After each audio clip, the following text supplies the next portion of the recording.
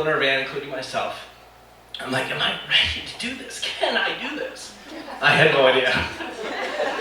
But I'm always calm, no matter what happens. I always stop, I think, before I react, before I talk. I said, I got this, I got this, I got this. Sure enough, went down there for 2 weeks. So George Karunas, who was his old driver guide for 2016, he moved on to the Weather Channel, so I got my opportunity, which is so fantastic. So went down there, had an incredible 2 weeks. Incredible 2 weeks in 2016, where I got down there on the second day, we're in Leota, Kansas, and there's this beautiful rotating supercell, thank you very much, a beautiful mezzo, and the storm base was just dropping right in front of us. It was so close, it was almost touching the Earth's surface, and it was so late at night that the sun was going down in the west horizon, and the sun was actually illuminating the bottom of the storm. It was unbelievable, the scene. Drops a tornado right in front of us on the outside of the rotation. It's actually coming right towards the videos on my website, and it dissipated about 5 hydro poles away. That was probably my third moment, I've had 5, where I questioned things. And I'm like, oh my goodness, is this happening? Leota was awesome, Kansas. 3 days later, on May 24th of 2016, obviously same year, we knew that there was a particular day it was going to be bad. Storm Prediction Center is calling for PDS potential, which is particular dangerous situation. It means that the tornado potential is 15 to 25%, meaning long-tracked, deadly, wide, fat tornadoes. I'm nervous. I'm nervous. It's my first time. It's my 4th day down driving as the lead driver for the Cloud 9 tours. I'm nervous. I'm thinking people are going to lose their lives today. It's going to be chaos. Of course, we have first aid, we're CPR, we have all that training, but you can't beat the nerves, obviously. Here I am on the stage getting nervous, but so sure enough, we ended up in Dodge City. Dodge City, we call this the Tornado Fest because it dropped 13 tornadoes for us in one day off of one storm system. And at one time, all my videos are on my website. There's one time there was this fat stovepipe tornado off to my left-hand side. The picture's actually hanging in my apartment. And at the exact same time in the video shot, off to the right, there was 2 tornadoes on the ground, little ones, that were dancing around each other. Wow. And I zoomed out, and I had all 3 tornadoes at the same time in the one camera shot. That might be the only time that has ever happened in tornado history, with 3 tornadoes on the ground at the same time, spawned from the same mezzo. What a day. What a day. And I was exhausted because we drove for about 15, 16 hours that day. I'm tired, I'm irritable, I've been eating gas station junk food all day. It's like, what happens when storms roll through, when you have kind of a wave of storms that roll through, once the storm happens, and when we actually experienced this just on Friday with those storms that came through, that the atmosphere settles down. It relinquishes all the instability. The hot, hazy, humid weather is now dissipated. It's cooler. Perhaps the wind has changed direction. It used to come out of the south, now it's coming out of the west or the northwest. So it settles the atmosphere until the next day the sun comes out, starts heating the Earth's surface, and we start the whole process again. Usually 2 or 3 days later, we might have another fat tornado or 2. So the next day, we actually called off operations. We slept in. This was the 25th of May. We slept in. We had a late breakfast. We scheduled our laundry that day. We got our laundry done. It's about 2 or 3 o'clock in the afternoon. And I remember saying to Charles, hey, let's, and again, I'm ready for a nap. I'm still tired from the day before. But we just finished our laundry. I said, hey, let's have a quick look at the radar, see if there's any blips. And sure enough, there was. There was a tiny little blip on the radio, and it was like you blinked and you missed it. But it was only about 20 minutes away. So we said, well, let's go check it out. We got nothing else to do. So we did. We drove to this thing, and we could see that the rotation's called a velocity couplet on the radar. A velocity couplet starts getting bigger and bigger, and tighter, and more bright red and green.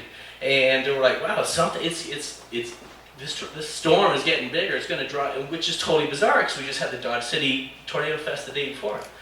Sure enough, it drops a tornado right in front of us. This was the moment number 4 that I questioned things. And it was actually coming right towards us, and the video was really incredible. And it almost felt like it ran up the windshield, and it just kind of dissipated. And so I quickly changed some underwear, and I'm the last speaker, I can tell. So yeah, changed my underwear, and then we could tell that the tornado was only on the ground for a couple of minutes, but it started back building, which is probably a term you remember from Twister when Bill Paxton would say, "Oh, it's back building, it's back building." Basically, it's garnering more energy. It wants to be born. It wants to grow. It wants to do something. So what was actually happening is the remnants of the day before in Dodge City, once those storms kind of fizzled out, it creates a ripple effect in the atmosphere. And those little ripples are actually carrying energy. And one of these ripples were feeding this tiny little storm west of Chapman, Kansas. Needless to say, 45 minutes later, and this is the picture that's actually in the program, me with my goofy ass smile, because it dropped a 1/4 mile wide tornado. Maybe 2 to 3 miles away. When it first touched down, it was coming right towards us. And this thing was rotating at 200 miles an hour, which is the upper end of an EF4 tornado. And it actually should have been an EF5, but it actually didn't run over anybody's houses, so it didn't eat anything. So they have a hard time registering the speed. Long story short, this thing was on the ground for 90 minutes. It was outside my driver window almost the entire 90 minutes. And this thing kept getting bigger and bigger and bigger, like, holy, is this the end? And I remember traveling, we were going down Interstate 70, going eastbound, and it was just getting bigger and bigger and bigger. The problem with this particular tornado is it was only going down the road at east-southeast at 17 miles an hour, meaning that all of us could have easily have jogged beside this tornado. It was going that slow. So when we all jumped into our tour vans, we have 3 or 4 vehicles. It's hard to get 24, 26 people in and out of these vehicles quickly, but we did. We raced down Interstate 40. But then I kept passing it. So the tornado would be here, and I'm driving, and it would be kind of behind me. So then I would turn left or northbound road. We'd park the vans, and I'd film the tornado just crossing the road in front of me. We did that for 90 minutes. And there was actually one instance there where we all got out of the van because it just started getting real fat. And we all got out of the van, and I could actually totally feel the ground shaking, like an earthquake. A constant rumble shaking. And it was absolutely unbelievably awesome.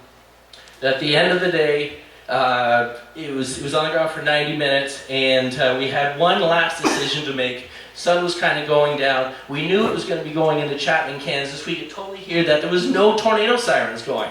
So a lot of budget cuts, and apparently this is one of them in a lot of towns. So, tornadoes right outside my driver window. We have a decision to make, which Charles makes the decisions, I do not. He says we have two choices here. Number one, stop the vehicle and watch this half-mile wide tornado cross right in front of us across the road, so the road had a bit of a dogleg to it. Or, option two is race ahead and get into Chapman, Kansas, and hopefully warn these people there's a mile-wide tornado coming down, find your family, find shelter, all that kind of stuff. So obviously we picked number two, and there's video of me hanging out the van yelling, "Tornado, tornado, tornado!" And people are out smoking cigarettes, drinking beer. Why are the clouds green? I'm like, oh my goodness. So anyways, it was such a fantastic 2 weeks. We're driving back to Norman, Oklahoma. And I said to Charles, who was a man of few words, and I said, Charles, we just experienced 18 tornadoes this last 2 weeks. How successful was this trip compared to all the other tours in the previous 19 seasons? He looks at me dead in the eye, and he says, Brian, this has by far been our most successful tour since the inception of Cloud9 Tours. And I looked at him straight in the eye and said, Charles, listen here, you son of a bitch. You should have called me in 2011 when I sent you the first email. Like I was some sort of good luck charm. Anyway, so ever since that day, I am now the lead driver and guide for Cloud9 Tours. I am now hanging out in the States for 6-7 weeks every single spring. I have 43 tornadoes now under my belt, and I am still here to tell the story. So thank you for your attention. You guys